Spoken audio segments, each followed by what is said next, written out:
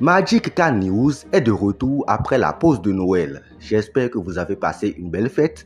Vous êtes sur Magic Plus. Bienvenue dans ce 4e numéro de votre point de l'actu CAN. La deuxième journée de la phase de poule de la CAN 2025 démarre aujourd'hui avec Angola-Zimbabwe à 13h30 à Marrakech. Un duel crucial pour relancer les deux équipes qui ont perdu leur premier match.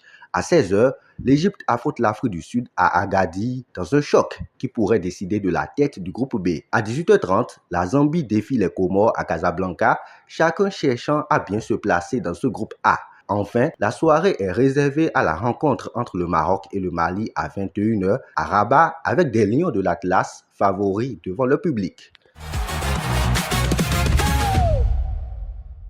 Pour mieux entrevoir cette deuxième journée, retour sur les résultats qui ont bouclé la première journée des phases de poule. La Côte d'Ivoire, championne en titre, a bien lancé sa défense de son sacre en s'imposant 1-0 face au Mozambique à Marrakech grâce à un but d'Amad Diallo servi par Franck Kessié. Dans les autres rencontres, l'Algérie a dominé le Soudan 3-0 avec un doublé de Mahrez. Le Burkina Faso a signé une remontée spectaculaire pour battre la Guinée équatoriale 2-1 en fin de match. Enfin, le Cameroun a remporté un duel serré 1-0 contre le Gabon à Agadir.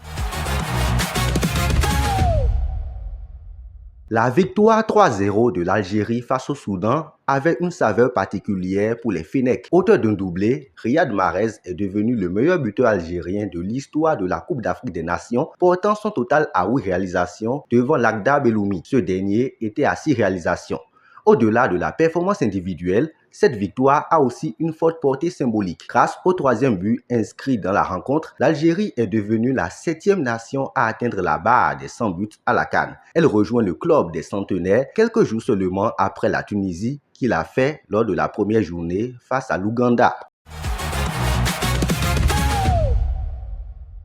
Et pour finir, l'attaquant de l'Olympique de Marseille, Pierre-Emerick Aubameyang, inquiète son club après un retour précipité avec le Gabon à la CAN 2025. Initialement forfait pour le premier match pour cause de blessure à la cuisse, il est finalement entré en jeu dès la 33e minute contre le Cameroun. Il a donc disputé plus d'1 heure de jeu sur le terrain malgré son état fragile.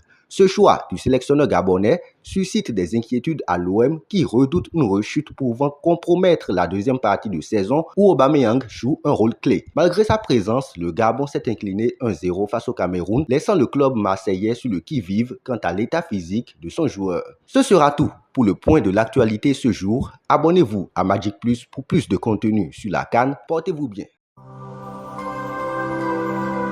Magic Partner. Inspirer, innover, rayonner.